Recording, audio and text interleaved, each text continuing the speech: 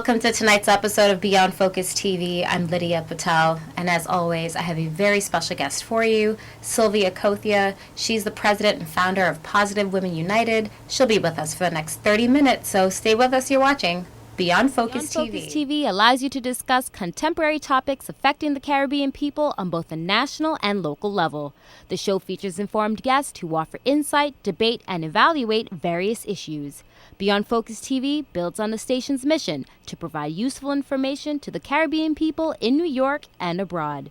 Beyond Focus TV, where our viewing audience can get educated, informed, and empowered. Welcome back. You're watching Beyond Focus TV. I'm Lydia Patel. And like I said, I have a very special guest for you. Sylvia, welcome to the program. Thank you so very much. Thank you for inviting me here. Well, you're very welcome. We love having people in the community who are doing great things, and Positive Women United is definitely one of those things that we're excited to have our viewers learn about tonight. But before we get started, I always start off the show with my hot seat question, which is who is Sylvia Cothia? Oh, thank you so very much. Again, yes, my name is Sylvia Cothia, Positive Women United. We are a 501c3 nonprofit organization for young girls and women of all ages, races, cultures, ethnicities, and creeds. And, we launched the organization back in March 2017 during Women's History Month. And we've been doing great, empowerment, female empowerment events, workshops, seminars, webinars, and now, of course, due to COVID, we're doing it, transitioning to virtual. We hope we'll get back to the in-person, human interaction, human engagement with our, followers, supporters, and our donors. And so, we are an award-winning organization as well. We had received several accolades throughout the years, and I'm happy to be here and happy to really showcase and really discuss about the organization. That's amazing. So prior to 2017 and forming the organization, what were you doing? What led up to all this? Okay, great. Thank you so much. My background is in healthcare. I am a nurse. And also, I am a female empowered entrepreneur. So I've been doing an entrepreneur as far as what I'm doing prior to Positive Women United for the past, I would say, 10 years. And I wanted to really, it was really my mom who had passed away. And, I'm from a big family, a big background of 5 siblings of women, and including my mom, of course, who was the matriarch, and 2 brothers. So I really have a lineage of, womanhood, female empowered womanhood throughout my life. So I really wanted to leave a legacy for women, and especially for young girls, what's going on and what's lacking as far as mentorship and role model. So it led me into this organization that I created. So, but prior, yes, my background is in nursing. I'm a female empowered entrepreneur. So, and I decided to create this organization. So, until now, so here we are. Here we are. And tell me about how it kind of got started, because I know a lot of people, especially I speak to people all the time, and it's always one of those things where you have the idea way before, like some things be brewing in your head before you actually put the pen to the paper and actually start laying down the foundation. So kind of give us your story about how this, I know like coming from a large family and having a strong, female presence, but when did things kind of start really kind of narrowing down for you? Thank you. Well, the organization was registered, in 2013, but then yet, we had a dormant, delayed response because I was taking care of my mom. Among being an adult caretaker. So it's really her legacy that she wanted, to really expand and really reach out beyond my family, to reach out to young girls and women, of all ages, and especially with the female youth. Like I said again, that lacks the mentorship, that lacks the role models that we don't have today. That, we don't have the next door neighbor, we don't have the grandmothers, we don't have the aunts, we don't have the uncles, we don't have the mentorships and the role models that me and you and I have grown up with. Mm-hmm. Every day wasn't perfect, but, we had a presence. We had a strong presence. So I wanted to relaunch this organization. It was registered in 2013, but we did do a soft launch around 2015, but we did an official launch in 2017, and to really, make our presence known, and to really reach out, to, local communities at large. So, and what led to it, I was also Queens New Yorker of the Week through Spectrum News, that really caught as far as what I was doing in the community in Queens. So, and it led to, from here we are. So I, been interviewed. I've been, as far as, been awarded accolades. A lot of the younger women, and, women of all ages, and as far as female youth, has really, has grown. And now that, it's virtual, so now, we're able to reach out to more, young girls and women of all ages. So we've been doing a lot in the community, and we actually did a welcome back summer pop-up event back in July 2022.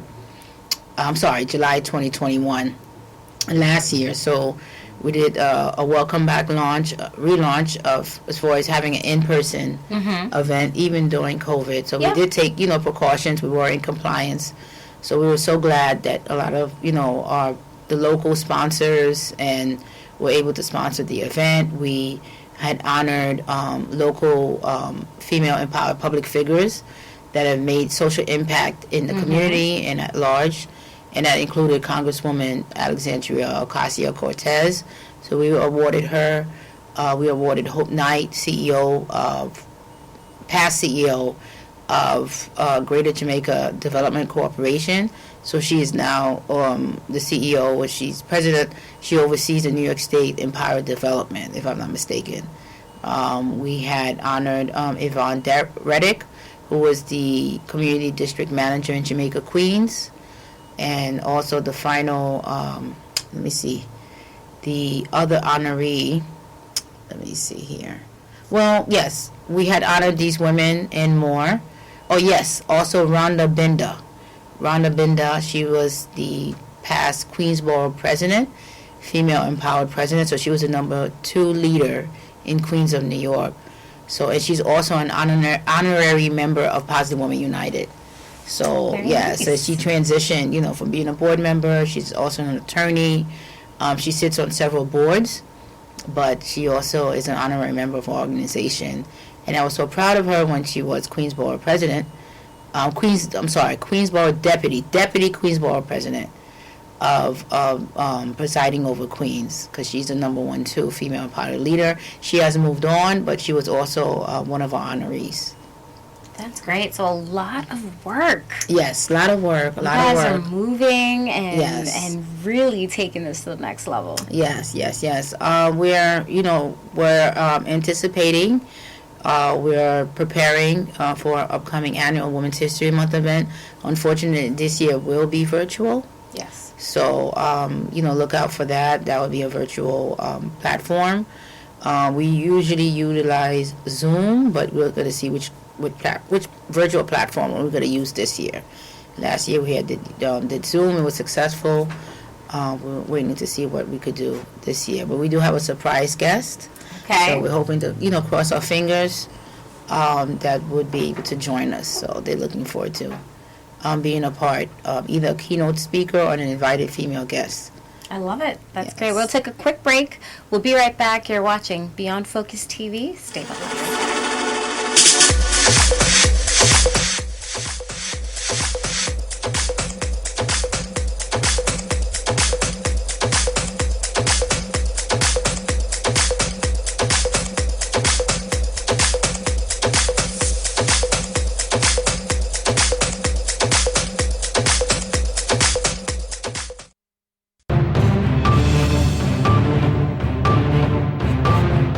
Back. You're watching Beyond Focus TV. I'm Lydia Patel. So Sylvia, let's talk about some of I know you have the Women's Empowerment Initiative, but let's talk about COVID. How things have really changed for you guys, and then the transition, because COVID's a reality. We know it happened. It's still happening, of course. Yes. But there's still there was some good that did come out of it for a lot of organizations, in the sense that if you weren't utilizing mobile and all those different things, it really opened the door for a lot of people. in that sense. So kind of tell us about how, Positive Women was impacted, but then also what you're developing now. Oh, thank you. Well, like all other organizations, for and nonprofit, we all had to pivot during COVID. We are still seeking and actively to be an in-person human engagement, interaction, what we were doing before, which had a more, I think it was more in a group setting as far as gathering, making a more impact for our young girls and women of all ages. So now that we're pivoting virtually, it has had I think a local, national, and global impact, because people are reaching out to us as far as India. We're getting calls and outreach as far as Israel. That they're looking at this name, which is Positive Women United. So they look at this as a global. Yes. We're getting impact as far as Africa, for young girls. So this is more than we could imagine.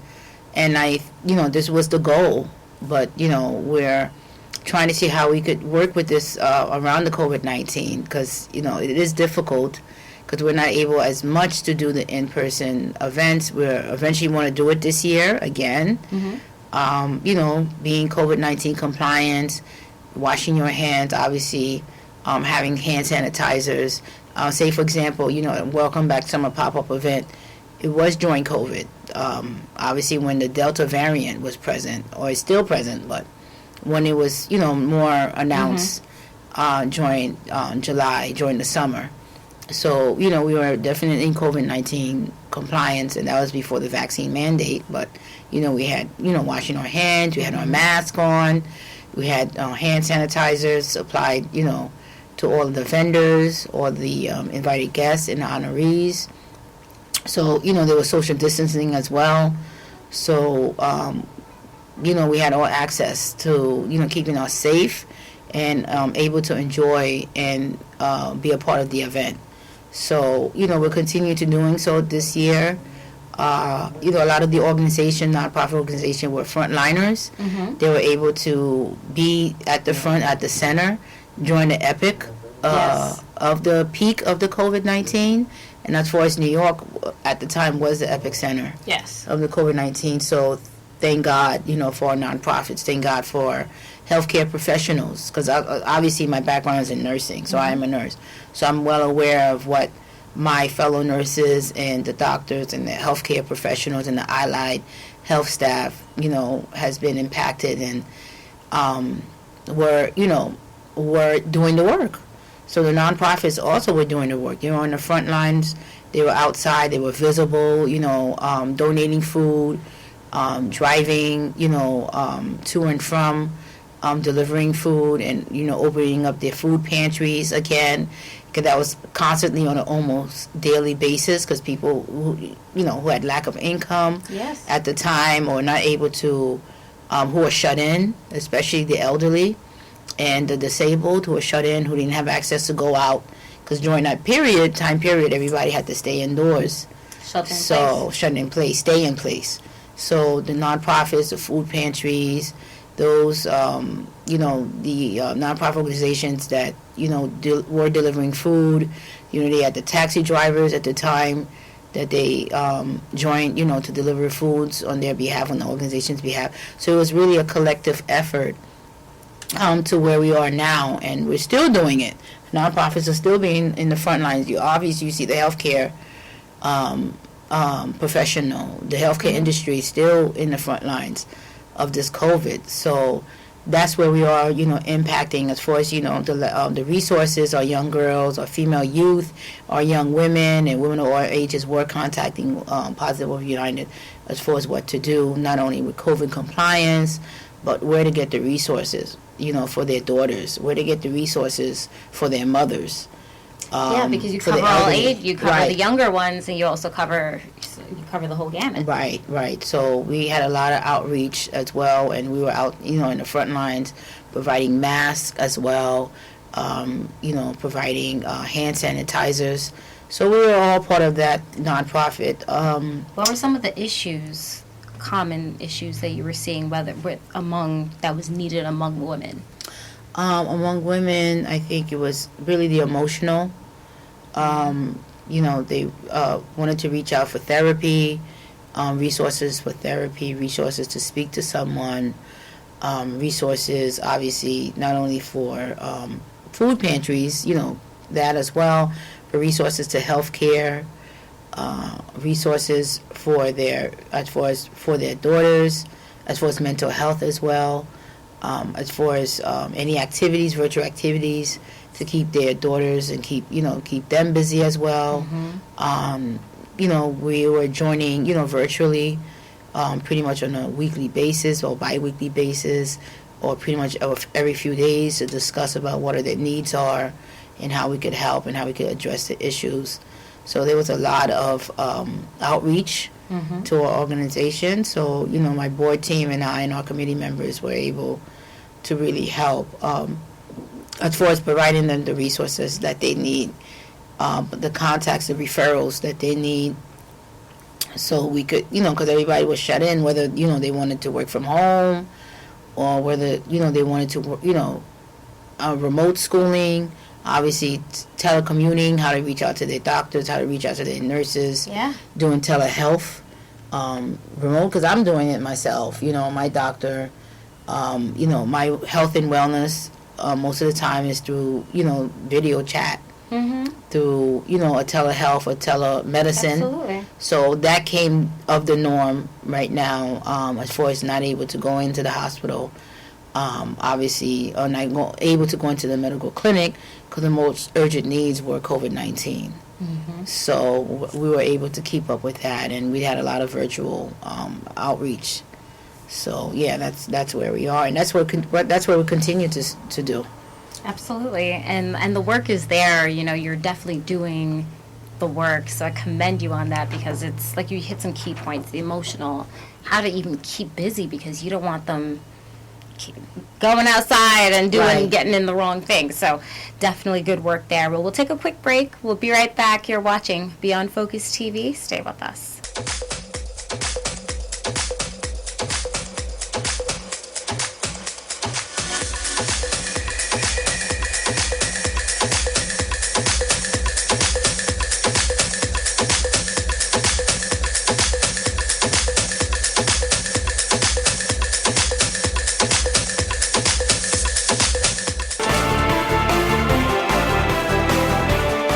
Welcome back. You're watching Beyond Focus TV. So Sylvia, let's talk about funding. Of course, it's a big one. Oh yeah, that's every organization needs this. I think more so now than ever. Yes. So kind of let's talk about what it takes to keep this running, to keep you guys up and going. Thank you so very much. Yeah, the funding is so vital. It's such a key point as far as keeping our mission and continuing our mission and purpose. For the organization, and mostly it was self-funding. It was between me and my board team, and that's like every other board. Every board, start with self-funding, especially because you not only is a nonprofit, we are registered, but then yet, you have the passion, and to continue with the organization. So we're definitely in need of fundraising. We're definitely in need of donors. In-kind donation as well. We're open to that. We're open to in-kind donation. So we had the opportunity to do that. As far as, some of the sponsors that reached out to us during COVID, we did the same as well. So they were able to, provide us with in-kind donations, and we were able to outsource and provide that to the community, provide that. Say, for example, back to school supplies we received, during back to school. So we were able to supply that as well to the young girls and the female youth. Let me see. Yeah, so funding, we definitely need funding. We're applying for it. It is competitive, especially now during COVID. So because so many of the nonprofits, and there was a lot of nonprofits being created during COVID. Yes. A lot of people had, actually, I wouldn't say a sit-down period, but a lot of people had a rest period as far as what is it that they wanted to do, how can they help? So a lot of nonprofits were created during that peak of COVID, helping out, as far as, in their communities, what can they do, whether it's, legal services, dealing with housing as well. That's a big one here in New York, obviously. Health as well. That's still a big one. That's the biggest one. Mental health and wellness, the social impact, the emotional impact. So that all requires funding to keep operating our organization, to continue and pursue our mission and purpose. So so we're open to funding. We do have a link, to donate now to our on our website, www.positivewomenunited.org. So please, yes, we're definitely open to our donors and our supporters and our followers to come and support the organization. Obviously, the grants are not enough. Yes. They're far in between. So we continue to do what we can, our board members, our team, our community members, to do self-funding. We continue to, come out of our pocket when we can, how we can. And obviously, it's, we have to stretch that dollar, if you want to call it, because of, keeping the organization operating. And, of course, we have, administrative as well, but the social impact, the passion that we feel that the girls and the women do need. So, so definitely, of course, open to fundraising. Absolutely. Are you guys active on social media? Yes, we are. Thank you so very much. We have a Facebook page. Please follow us. Join us. We are actually highlighting positive Black women join Black History Month, since this month is Black History Month. So you could follow us on our social media pages, Positive Women United on Facebook. We're on Instagram, Positive Women United. We have we have a great following on Instagram for our young followers. Mm-hmm. We're on TikTok for our youngest followers. So follow us on TikTok, Positive Women United. We have a YouTube page, Positive Women United as well. We're on Twitter at @positive_United, and we're also on LinkedIn, Positive Women United. So we're across a broad spectrum of social media platforms. So it's easy to find us, join us, follow us. Of course, on our website, check us out on our website, www.positivewomenunited.org. We're updating our website as we speak. So we're going to have a few more tabs of client testimonials that our clients have been reaching out to us, or visuals as well. We also have an e-commerce website. Please shop PWU tab. So we have a lot of female empowered apparel, t-shirts, mugs, sweatshirts as well. So please support us as well through that. You can go ahead and shop and support our organization. And we're also coming up with a Women History Month theme on our e-commerce site. So we're able to purchase, and we'll also be applying a discount as well. So so check us out on our e-commerce website, shop PWU tab. And also, please, we have a Amazon account, Smile Donation. So every time you shop, you could just click on Positive Women United, and any proceeds from the Amazon Smile donation link will go towards Positive Women United. That's great. There's a lot going on. So very exciting. Any final words? Thank you, Beyond Focus Media, for inviting me.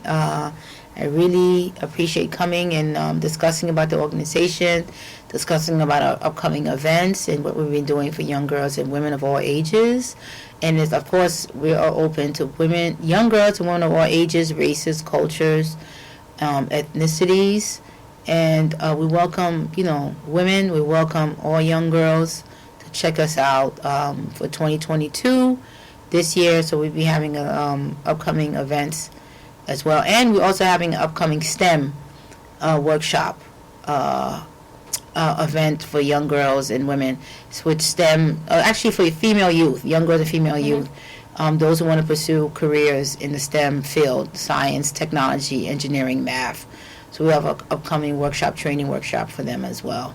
So stay tuned, for female empowerment updates and announcements. Yes. And thank you, Beyond Focus Media, for contacting us and putting us on this platform. So we appreciate it. You're very welcome. It's been definitely informative. I learned quite a bit about you guys tonight. And really, it's check them out. Go on, log on, check them out on social media. They're all over the place, like you said, from Twitter to LinkedIn. Yes, because we wanted to really have a broad spectrum of the social media platforms, because not everybody follows Facebook and not everybody follows Instagram. So everyone has a range, a selection of how to follow us and how to interact and join us. So, yeah, we have the TikTok.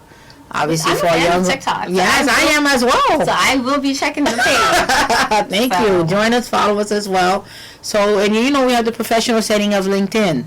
So, and we have a great following on across everyone, and we will be having an upcoming working on a YouTube page as well.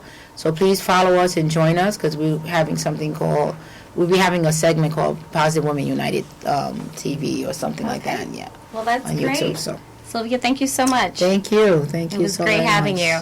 And as always, if you have any questions or comments, you can send us an email at info@beyondfocusmedia.com.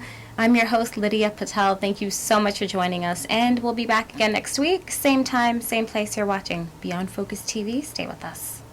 Beyond Focus TV show wants and needs your feedback. Did we blunder? Please let us know so we can improve. Was the show helpful to you? Drop us a note so we can share the success with our staff members. Is there something you think we could do better? We welcome new ideas and new approaches to old ideas. Do you have a great suggestion? Let us know and we'll work on it. If you would like to share your comments anonymously, please send us an email at info@beyondfocusmedia.com. If you want to get in touch with the executive producer directly, send him an email at gene@beyondfocusmedia.com. We really look forward to hearing from you.